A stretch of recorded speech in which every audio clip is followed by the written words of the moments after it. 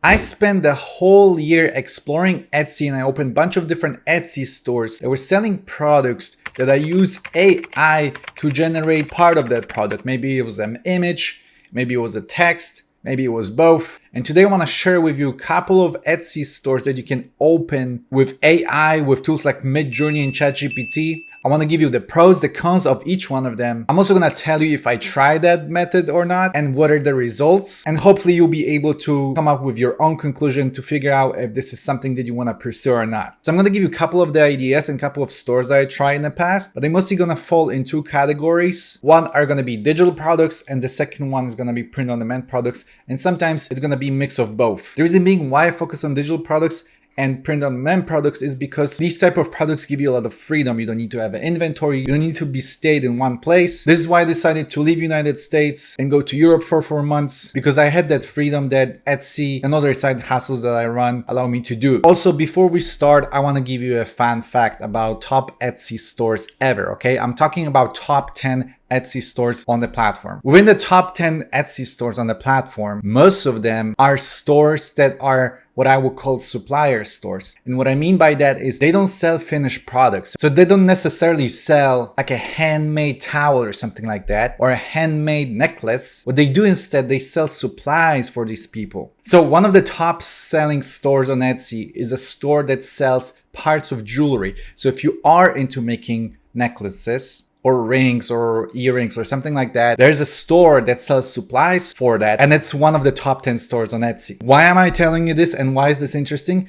I think that's very interesting and reliable to what we do here is because if you are into, for example, selling digital products like clip art or prompts or anything like that, you are technically a supplier because you supply print-on-demand people, you supply moms doing DIY projects, you supply other Etsy sellers with the designs that they can use and sell. So being a supplier on Etsy, it seems like a right move because if most of the Etsy top stores are the suppliers, then you as a digital seller have a chance of becoming one as well. It's like that saying that during the gold rush in California, the people that got really rich were not the ones that were digging gold, but the people that were selling the shovels. Okay, so let's start with the idea number one that I have for you. I actually tried selling these type of products myself, and that is selling digital paper and seamless patterns. And by the way, this ranking of different stores is not in order. So the first idea I'm telling you, it doesn't mean it's necessarily the best one, but I'm going to give you my thoughts about it, how good this business is, okay? So digital paper and patterns are extremely popular during this time of the year, which is like winter, Christmas time, because people gonna buy this type of designs to print them out and put it as a wrapping paper. So a lot of people that sell gifts and want custom wrapping paper, they're gonna come to Etsy and look for digital paper. And right now I'm using Everbee and you can see kind of the idea of how much traffic this keyword is getting. So digital paper is getting approximately 1,000 monthly searches according to Everbee. It's probably more than that, but Everbee is just basing this on own data, which I would say is a pretty industry standard. However, I'm telling you that during this time of the year, which is again Christmas time, this keyword is very popular. This trend usually goes down after the Christmas, but it seems like it's connected to major celebrations such as Father's Day, Mother's Day, Christmas, graduations, anniversaries, birthdays. So if you come up with the designs and wrapping paper for this type of holidays, you kind of have an evergreen product that you can sell all year around. Also, creating wrapping paper is very easy. It's not as time consuming like creation of different products that we're gonna talk about today. So here's an idea of a wrapping paper that I created in Midjourney, and it wasn't very time consuming. The prompt is very simple, but you create something like this. You put it in a bound of like 20, for example, and you can sell it for a couple dollars. Here's a little tip. If you create this type of images in Midjourney, make sure to add this comment tile at the end. That way the pattern is seamless and it doesn't break. Selling digital paper is great, but you know what also is great? If you join my YouTube membership. So you see down below there's a big button that says join. If you click on it, you'll be able to pick one of the tiers, which give you extra content and ideas and breakdowns of different avenues and side hustles that I personally do. But you also get a list of monthly AI prompts to generate these type of products, such as digital paper, clip art, and other stuff. If you're into dropshipping, because that's also something thing that I do. I sell a list of dropshipping products that I found personally, and I share with you guys that you can dropship them yourself. But more importantly, you can get access to our Discord where we have weekly meetings over the voice chat. We can talk about Etsy, we can talk about dropshipping, we can talk about anything. And every meeting is recorded, so if you miss one, you can always watch the recording later on. So that was my sales pitch about my YouTube membership. But now let's continue with the rest of the video. Okay, the idea number 2 for the Etsy store is something that's very close to my heart, something that I started with when I first started selling AI generated products on Etsy, and that is clip art, selling clip art. This is probably what the most people are already doing if you're into selling images. And this one is probably the most easiest one to step in. I had the most success with selling clip art. I start seeing results the fastest. As you can see, clip art has more monthly searches according to Everbee than the digital paper, almost twice as more. And here's an example of what clip art is. Some people are not aware what clip art is. Clip art is basically an image of some sort of object or an animal. Usually it's an animal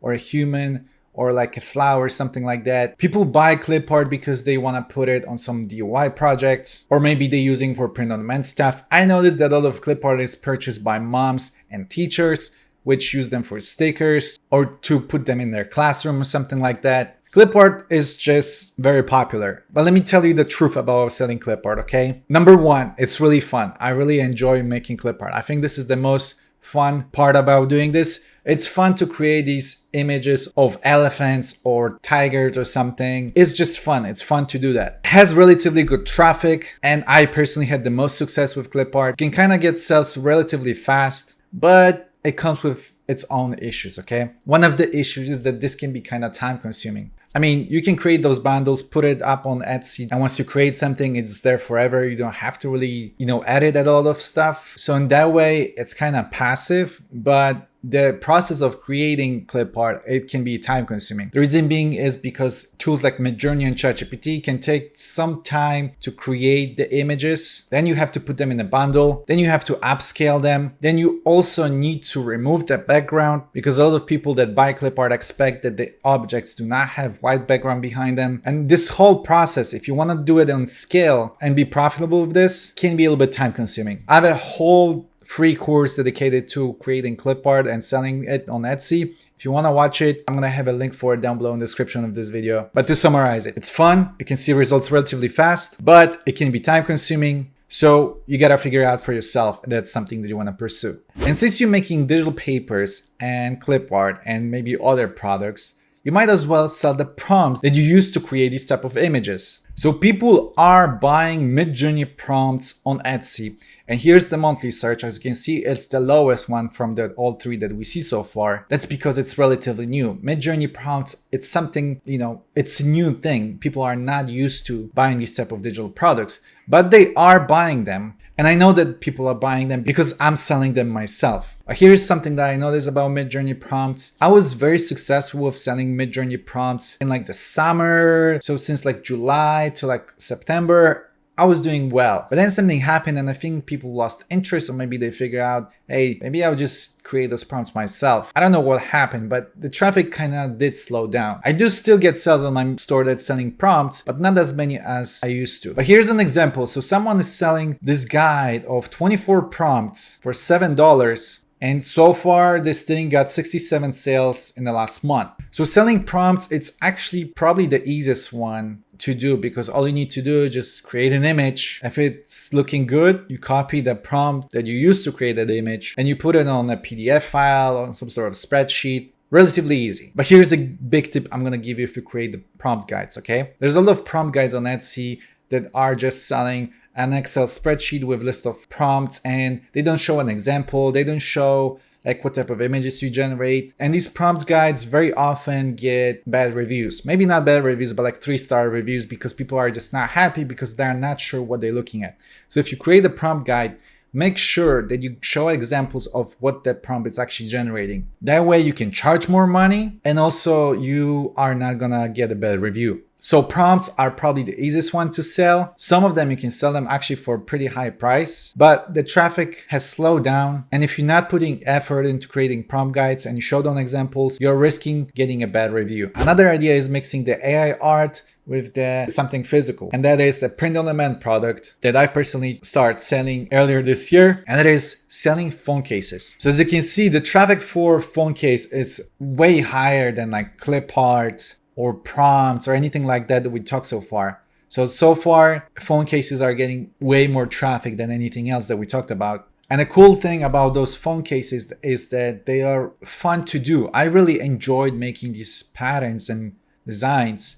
And here's, for example, one print-on-demand store that's selling something that has this like skeleton flower design, that has this like 3D effect kind of. And you can create this type of images doing Midjourney. I actually have a guide that shows how to do it. And it's also nice to see that your design has been printed out and used in real life. So here's someone leaving a review of the product. And it's just like cool that your design is, used in real life. And tools like Printify will allow you to create these products really easy. You don't have to buy phone cases and then start putting the designs on them and print them or anything like that. You don't even have to ship them.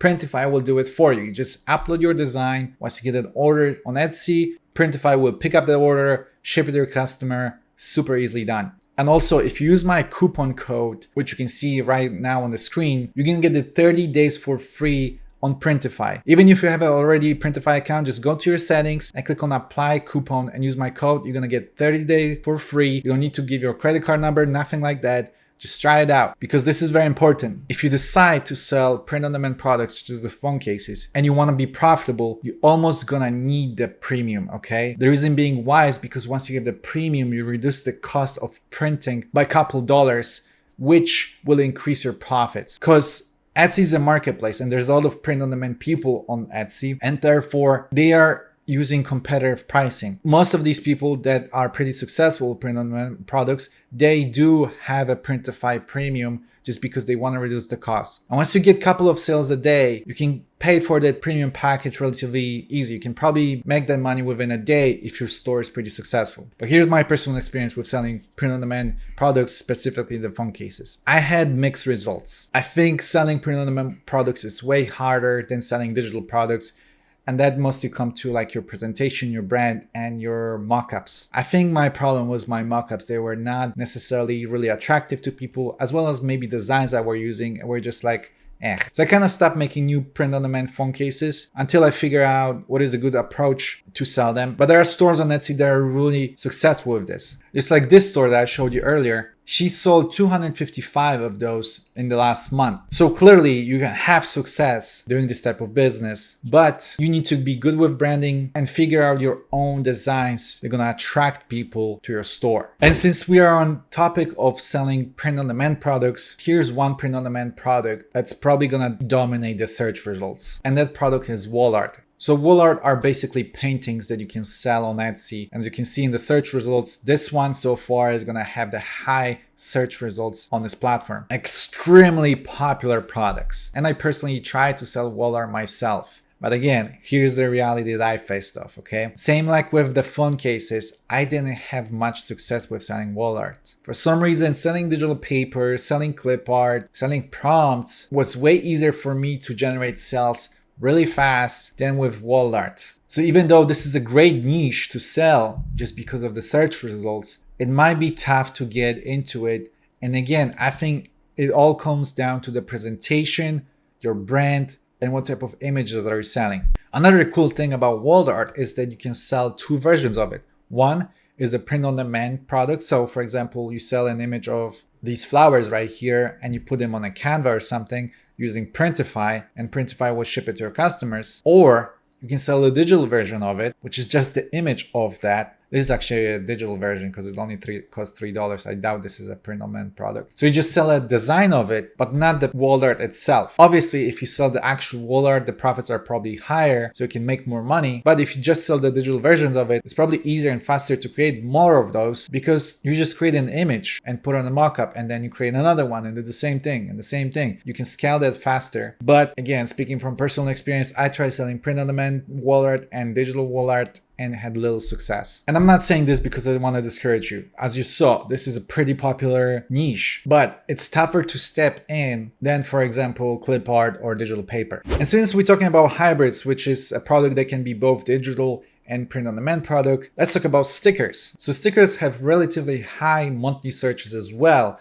As you can see, 5,000, which is comparable to the phone case scenario, and it's slightly less than the wall art. And the cool thing about stickers is that they can be both digital and print-on-demand products. When it comes to print-on-demand products using stickers, I think the profits are really low on those, but you can sell digital bundles of stickers on Etsy, which is something that a lot of people do. Here's an example of a sticker that I created in Midjourney of a raccoon dressed up as a Christmas Santa. And if you're using the new ChatGPT, which has the sticker whiz built in with it, you can also create this type of images as well. They have a slightly different style, but ChatGPT has a specific GPT built in dedicated just to creating stickers. I'm gonna be honest with you, I never actually tried selling stickers personally, so this is something that I don't have any personal experience with it. But just looking at the fact that it's getting almost a triple more amount of traffic than, for example, clip art, this might not be a bad idea to actually start making those. It seems like it's relatively easy to make stickers as well. You will have to remove background if you decide to go this route. I would compare this probably to building clip art images. So in that case, I would say it's probably easy to get into it and see results really fast. Probably also fun,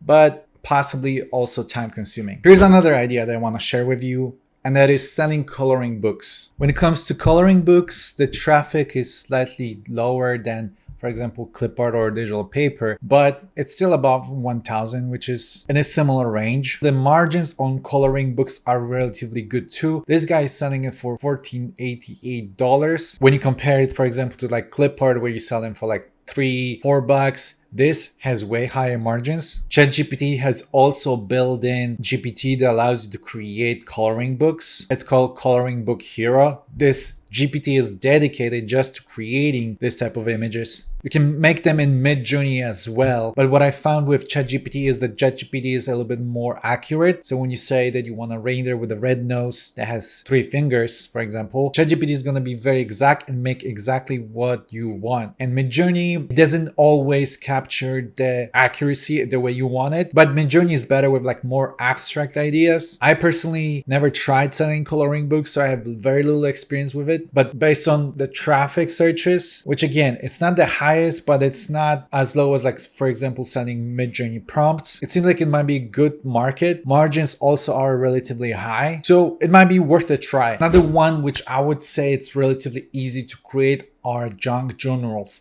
And junk journals are these like images that people put them in your junk journals. And I'm gonna be honest with you, I have no idea what a junk journal is. I mean, I've seen a couple of images. It kind of looks like this. This is a junk journal that people are into. I have no idea what is the purpose of it. It looks cool, don't get me wrong, but I don't know why people buy this type of stuff. I never sold junk journals myself. So again, I have very little experience, but it's as popular as the coloring books. And there's a lot of different designs that you can make in Midjourney. Like something like this can be relatively easy to make. Same with the Santa Claus here. You don't have to remove background, which is also cool. All you have to do is create the pages, which are relatively simple to make. What I've noticed about those junk journal people is that they're very passionate about it. It's a very niche thing, but people are very into it. The prices are similar to like clip art and digital papers, so it's in the same range, but I would imagine there's less work since you don't have to remove background, but it also comes with the slightly less traffic. Last category I have for you, it's very searchable. It's also very popular. There's a lot of people doing it, and it's also relatively high to get in my opinion.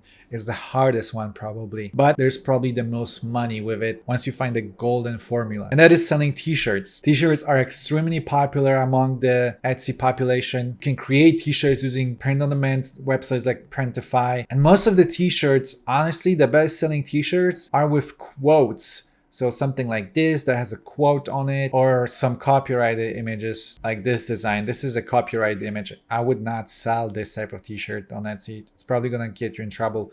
Or the one with Grinch too. But like the flower designs, these little gnomes, that is all fine. But most of the most successful t-shirts are using quotes as a selling point. The thing with the quotes is that they're hard to make in Midjourney. Actually, they're impossible to make in Midjourney. You cannot put text. But new ChatGPT is capable of creating text within the image. So I asked ChatGPT to create a Christmas frame that says Merry Christmas Patrick, and check this out. It did a pretty good job. So you can use new ChatGPT to create this type of designs for t-shirts and try to sell them. I actually did try selling print-on-demand t-shirts on Etsy, and my experience has been similar to other print-on-demand products. It's tough. It's really tough to get in. You can create those designs relatively fast, but it's hard to get in. It's hard to get sales. Again, it all comes down to branding, I believe, and your design. So we went over all the ideas I want to share with you. Some of them I tried selling myself personally, and I try to show you my experience with selling this type of products. Some of them are new, but I think are really interesting, and you can use AI tools to work and sell these type of images. But here's my final thought. I think selling just digital products, digital assets, it's easier when you want to sell print-on-demand products. However, the print-on-demand products tend to have higher margins and searchability. But again, if we look at the top selling stores on Etsy, top 10 selling stores on Etsy period, most of them are the supplier stores, which means they supply products and designs for other people that sell on Etsy. This is one of those stores, Digital Curio. Some of you guys know this store, and all it does is just selling clip art patterns and things of that nature. And this is the top 10 store. Here's another one that is only selling Tumblr designs, and some of them cost only $1. But this lady, she actually shares this her results on YouTube. She's amazing. She makes $30,000 in profit selling just designs of, Tumblr wraps and things of the nature. So she's not selling the actual Tumblrs, at least I don't think so. But she's only selling the designs. And again, some of them just cost $1, and she's making $30,000 in profit a month. If you don't believe me, go watch her YouTube videos. I think the name of her YouTube is called Bailey Sells on Etsy or something like that. It's amazing. So now ask yourself this question. What do you want to sell on Etsy using AI tools? And just pick one and stick to it. I have a problem with jumping into many projects at once, but honestly, the best idea is to just stick to one thing or two things and mastering it, okay? And once you pick one of those, check out the description down below under this video to get the links for Everbee, which is a product research tool that we use during this video. Printify, make sure to use the coupon code that I share with you so you can get the 30-day premium, and consider joining my YouTube memberships to talk about this with me and other like-minded people on our Discord group. But that's all I have for you today. I hope you enjoy this. I'll see you next time. Bye.